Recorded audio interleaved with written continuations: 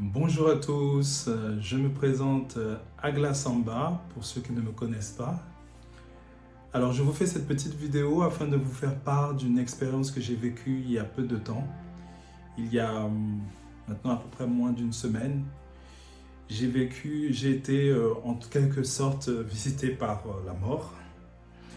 Et par la grâce de Dieu, malgré cette visite, je suis là, debout et prêt pour tout ce qui m'attend encore durant ces prochaines années. Mais je pense qu'il était important de pouvoir partager avec vous ce que j'ai eu à vivre pour donner de l'espoir à certaines personnes qui, elles, peut-être sont dans un contexte où elles ne savent pas qu'elles peuvent avoir ce lendemain et comment aussi elles pourraient l'avoir et surtout qu'il y a une personne qui veut leur donner ce lendemain. Alors, pour resituer les choses, il y a de cela maintenant à peu près 2 semaines et demie, donc je me sentais pas bien, avec des symptômes, vertige, et puis tension, notamment quelques courbatures. Et il s'est avéré justement dans ce point, bon, au début je pensais que c'était un simple rhume et qui va passer. Et donc j'ai fait tout ce qu'il fallait faire hein, quand vous êtes dans une situation comme ça, parce que bon, dans le contexte, il n'y avait rien qui présageait à ce que je puisse avoir ce fameux virus qui frappe notre monde. Et donc qu'est-ce qui s'est passé? Je suis donc resté dans cette pensée pendant une première semaine dans laquelle j'ai perdu l'appétit et la soif. Enfin, l'appétit surtout d'abord. Je ne mangeais plus au point de ne faire que boire. Je ne faisais que boire. Bon, bien aussi pour mon corps. Mais voilà, je ne faisais que boire. Et au fur et à mesure, le corps aussi s'est fatigué. Il a commencé à se fatiguer parce que même quand j'essaie de me forcer à manger, je n'y arrivais plus.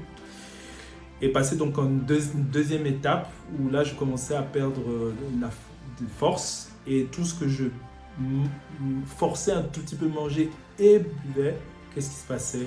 Je le rendais. Voilà. Tout partait, tout repartait. Et au point de me faire des bouffées de chaleur insupportables. Et arrivé donc une autre, de fil en aiguille, le temps s'est allongé. Et quand le temps s'allonge, vient s'ajouter la fatigue, vient s'ajouter la fatigue psychologique, on pourrait dire, et la fatigue corporelle. Donc de ce fait, avec mon épouse, on a décidé qu'on puisse faire éventuellement le test Covid qui s'est avéré positif. Et après avoir vu le médecin, bien entendu, et le médecin m'avait demandé de pouvoir surveiller notamment ma saturation. Saturation qui, au fil du temps, n'était pas bonne. Voilà, n'était pas du tout bonne. Et de ce fait, j'ai commencé à devoir justement me mettre dans une position où j'ai commencé plutôt à avoir un autre effet qui est venu s'ajouter, qui n'est autre que la toux. La toux est venue s'inviter dans ce bal de symptômes et je me suis retrouvé à tousser d'une façon où je toussais toutes les minutes. Et dans cette toux de toutes les minutes, j'ai décidé de pouvoir aller aux urgences, rapidement aux urgences. Alors, arrivé aux urgences, qu'est-ce qui se passe pour arriver à l'étape justement où s'est présenté ce phénomène de la mort? Qu'est-ce qui s'est passé? J'ai eu 12 heures d'attente. 12 heures d'attente au départ. Dans cette attente de 12 heures, je me suis retrouvé justement dans la salle d'attente à être la personne qui toussait. Je dis bien la personne parce qu'il n'y avait personne d'autre qui toussait comme moi. Et je me suis retrouvé à tousser, mais d'une façon au point d'animer les lieux toutes les minutes ou 2 minutes par rapport à mon mal. Donc, je vous laisse imaginer comment au niveau la poitrine c'était en feu. Et comment ça faisait mal surtout, très très mal. Et après 12 heures d'agonie dans le brancard, on s'est souvenu de moi, que j'étais là. Et on m'a enfin pris dans une autre pièce et on a commencé à essayer de me traiter, mais d'une certaine manière. C'est-à-dire qu'il y a eu une première étape où il a fallu que j'attende encore. Et dans cette attente, ils ont fait une prise de sang qui, elle, a fait révéler qu'il y avait justement un besoin de genre de traitement et qu'il y avait qu'ensuite qu'il y avait des carences. Donc ils m'ont mis toutes les perfusions nécessaires qui m'ont... Je vous dis, c'était l'extase quand ils m'ont mis les perfusions parce que ça faisait des jours que je n'avais pas mangé, que je n'avais pas bu correctement parce qu'à un moment, l'eau que je rejetais, c'était même l'équivalent de 2 cuillères d'eau, ça ne passait plus, ça repartait. Donc quand ils m'ont donné les perfusions pour m'alimenter, je vous avoue, j'étais très bien. Et l'atout, c'est calmé. Maintenant, ils m'ont dit qu'il y a une infection qui était là parce qu'ils m'ont fait faire un scanner. Et donc, ça nécessitait, l'atout avait accentué l'infection. Et donc, il fallait me suivre et autres. Et dans mes vapes, j'entendais mon nom là-bas parce que comme j'essayais quand même de capter les informations qui étaient dites à la volée. Et j'entends le mot réanimation, de surveiller parce que peut-être réanimation. J'ai dit, bon, dans mon petit lit, brancard où j'étais, j'ai refusé. J'ai dit non. Moi, je n'accepte pas ça. Et même si je n'avais pas de pouvoir, mais je n'accepte pas ça, je n'irai pas en réanimation. Parce que, comme vous le savez aussi, il y a des gens qui rentrent dans cette étape-là et qui ne reviennent plus. Et donc, je suis dans cette étape de non et de béatitude parce que les perfusions commencent à faire leur effet et je commence enfin à me retrouver. Et donc, de fil en aiguille, je m'apaise et m'endors. Va arriver alors le petit matin où là, après ce temps de bien-être, revient en force le phénomène tout. Le phénomène tout arrive et fait son arrivée en ramenant avec lui tout ce qui est fièvre, tension passée à plus de 16, la fièvre passée à plus de 39 et baisse d'oxygène d'un coup. Et donc là, je commence à me sentir tellement mal encore. Et donc de cela, ils m'ont donné tout ce qu'il faut pour essayer d'apaiser ça. Et là, il a décidé que je vais rester et il me monte, j'entends qu'on me monte en chambre. Voilà. Donc là, on a fait la première nuit. Je passe maintenant à la deuxième nuit. Arrivé à la deuxième nuit, il arrive un moment où, c'est la première nuit où je suis certes toujours dans mes symptômes, mais je dors à l'hôpital avec tout le suivi qu'il faut régulier dans la nuit. Et donc cette première nuit, elle est un peu soulageante. Et donc mon voisin qui était là, lui, s'en va le lendemain. Et je vais arriver à la troisième nuit. Troisième nuit, qui est la nuit justement où il se passe un phénomène particulier. Donc j'ai un nouveau voisin qui arrive. Et dans cette nuit, se passe le phénomène où l'intensité donc de ma toux déjà est revenue encore, malgré pourtant une journée où ça allait. Ça commençait à aller. L'intensité de ma toux est revenue et je me suis retrouvé donc à ne pas aller bien. Et aussi à avoir justement cet oxygène, cette difficulté parfois à respirer, mais surtout cette perte de force. Je sentais cette perte de force. Et au point où dans cette perte de force, je me suis assoupi. Et dans cet assoupissement, j'ai commencé à sentir comme un vent glacial. Il devait être très tôt, peut-être 2 heures ou 1 heure, 2 heures ou 3 heures du matin, 2 heures. Et je commence à sentir cet assoupissement, c'est un vent glacial qui circule sur le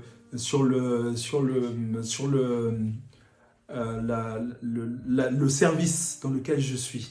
Je sens cette présence glaciale qui circule sur le service dans lequel je suis. Et cette présence glaciale, je sens comme, je la qualifie comme la mort. Et au moment où je la qualifie comme la mort, il se passe un phénomène où je sens, comme je perds, je sens que je perds une force, je sens comme si mon corps se départage en 2 corps. Un corps malade et un corps qui a besoin du repos.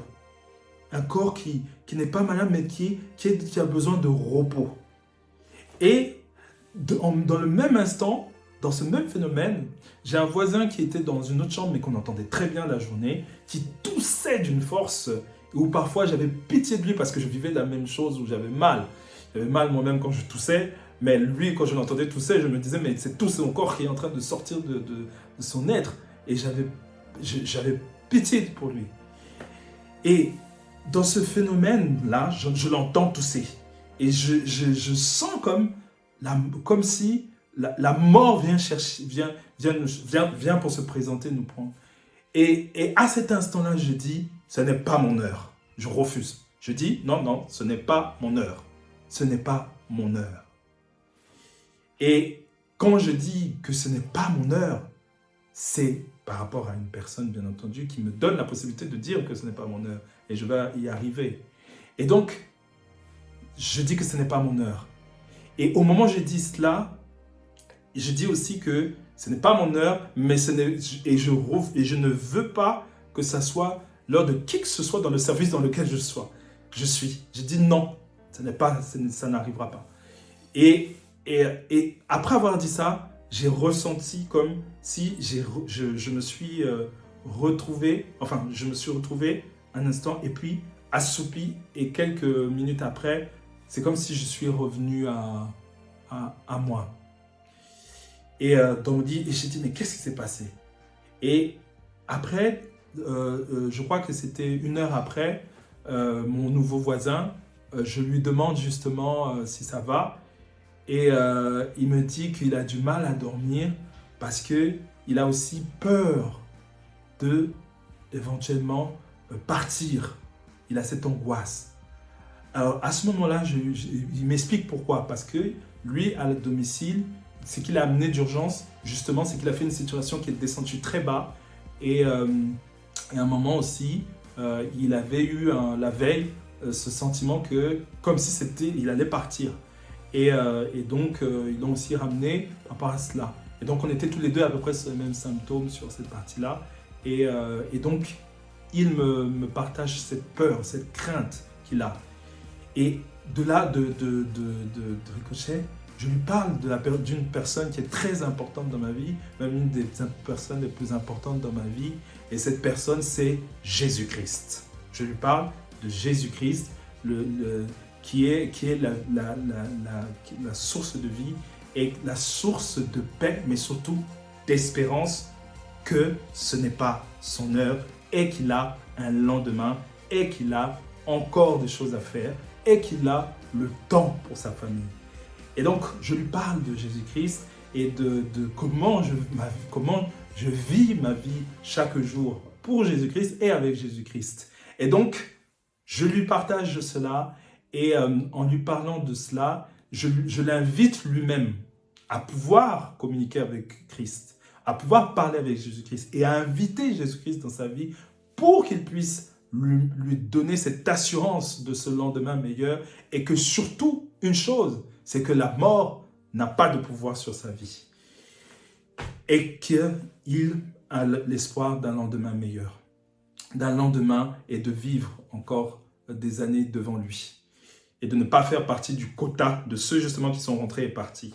Donc nous parlons de cela, il l'accepte, et on va rentrer dans un processus où chaque soir, il va pouvoir s'endormir après avoir communiqué, parlé avec Jésus pour pouvoir avoir cette paix et s'endormir et pouvoir justement se détacher de toutes ces peurs et ces craintes qui voulaient s'installer dans sa vie. Et moi, par la grâce de Dieu, qu'est-ce qui se passe? Mon niveau d'oxygène, aussi de l'autre côté, commence à baisser chaque jour par rapport à lui, qui lui aussi, chaque jour, aussi sa paix et son assurance commence à aller de mieux en mieux, et surtout aussi, sa santé aussi se rétablit chaque jour, au point où nous avons pu sortir de l'hôpital, moi le mardi, et lui le mercredi. Voilà, que nous avons pu sortir de l'hôpital et pouvoir justement vivre ces moments avec nos familles. Voilà. Donc, nous avons vécu avec ce voisin une expérience où la mort s'est présentée. Mais je voulais vraiment partager avec toi, avec vous tous qui écoutez cette vidéo et qui prendraient le temps d'écouter cette vidéo, si vous voulez bien l'écouter, de pouvoir savoir qu'il y a de l'espoir. Je ne sais pas si quand tu écoutes cette vidéo, tu es dans cette situation où tu es à l'hôpital et qu'il y a un contexte qui t'a amené justement à l'hôpital pour pouvoir justement faire face à cette épidémie ou ce virus qui t'a conduit là, et que tu es dans ce questionnement, dans cette inquiétude, dans ce point. Mais sache qu'il y a une personne qui s'appelle Jésus-Christ, Jésus-Christ qui est là pour toi et qui t'a donné la possibilité de savoir surtout que tu as un lendemain et que tu peux sortir de cette situation. Et si tu ne le, si tu ne le connais pas, je vais t'inviter simplement à faire cette prière qui est que Seigneur Jésus-Christ, viens dans ma vie, viens prendre le contrôle de cette situation dans laquelle je suis, comme Agla l'a vécu. Viens prendre cette situation et me garder par rapport à toute forme de mort qui pourrait se présenter, parce qu'il a vécu la mort qui est venue se présenter. Viens me garder par rapport à toute forme de mal par rapport à mon corps. Viens me donner un lendemain meilleur et viens me donner aussi cette paix que tu as donnée à son voisin, parce que je veux vivre cette expérience qu'ils ont vécue avec toi. Donc sache-le. Et si vous êtes un proche, vous avez un proche qui est dans cette situation, qui est à l'hôpital, sachez que Dieu est capable de sortir cette personne. Si votre proche est dans un état de réanimation, sachez que Dieu est capable de réveiller cette personne, et priez simplement, remettez cette situation à Jésus-Christ. Nous sommes dans un contexte où si vous regardez le monde part dans une direction. Nous allons vers une fin, parce qu'il y a une fin à toute chose. Mais à la fin de toute chose, il y a des éléments. Donc, même toi qui ne crois pas, même toi qui ne connais pas Jésus-Christ, tu as peut-être vécu même ce phénomène, je pense que tu peux te poser la question, qu'est-ce que sera ma vie après tout cela? Le Covid n'a pas prévenu son arrivée. Il est arrivé. Et il a amené un certain nombre de personnes. Il y a une vie après la mort. Maintenant, cette vie après la mort, celui qui est le créateur de toutes les choses veut te garder même après la mort. Il veut te garder après la mort. Mais pour pouvoir te préparer sur ce qui est après la mort, aujourd'hui, il te lance cet appel de pouvoir venir à lui. De pouvoir venir à lui par son Fils qui s'appelle Jésus-Christ, qui est le chemin et la vie, la vérité. Alors je t'invite vraiment, vraiment à pouvoir faire cette prière. Et comme je l'ai dit, il y a ceux qui sont dans cette situation, il y a les proches de ceux des patients qui sont dans cette situation. Dieu est le maître des circonstances. Il est le maître des circonstances. Je suis membre d'une famille spirituelle qui a prié pour moi, qui m'ont soutenu dans cette situation, qui ont intercédé pour moi. Et avec leur prière et cette communauté, nous avons fait face à cela ensemble. Et d'ailleurs, que Dieu les bénisse. Et aujourd'hui, je pense qu'il était important que je puisse partager ce que j'ai vécu, mais surtout aussi t'inviter, toi qui ne le connais pas, à pouvoir t'approcher de lui. Et toi qui le connais, continue et garde l'espoir que tu vas sortir de cette situation. Prie. Mais toi qui ne le connais pas, surtout toi qui ne le connais pas, toi qui penses que demain, tu vas repartir dans tes travers, vas-tu attendre à chaque fois que les situations complexes viennent se présenter pour que tu puisses t'approcher de celui qui est le créateur de toutes choses? Vas-tu attendre cela? Ne peux-tu pas venir dès à présent lui donner ta vie? Pense à l'après, à l'après. Par sa grâce, je suis là. D'autres, comme tu le sais, comme nous le savons tous, sont partis. Pour moins que ce que j'ai vécu. Mais Dieu m'a fait grâce. Pourtant, je suis resté longtemps à l'hôpital, mais je suis là. Donc, je vais m'arrêter là et je vais simplement, en m'arrêtant là, vous dire à ces personnes, il y a de l'espoir. Et cet espoir, c'est Jésus-Christ. Il est l'espoir l'espoir suprême. Donc, viens à lui. Si tu as besoin si tu as des questions ou quoi que ce soit, n'hésite pas à me contacter. Je me ferai un plaisir de te répondre et de t'orienter vers les personnes qui t'accompagneront et pour pouvoir t'aider justement à pouvoir à la fois prier pour toi et surtout aussi t'accompagner si tu as d'autres besoins. Voilà, on est ensemble et sur ces quelques mots, je vous souhaite une excellente fin de journée. Que Dieu vous bénisse. Au revoir.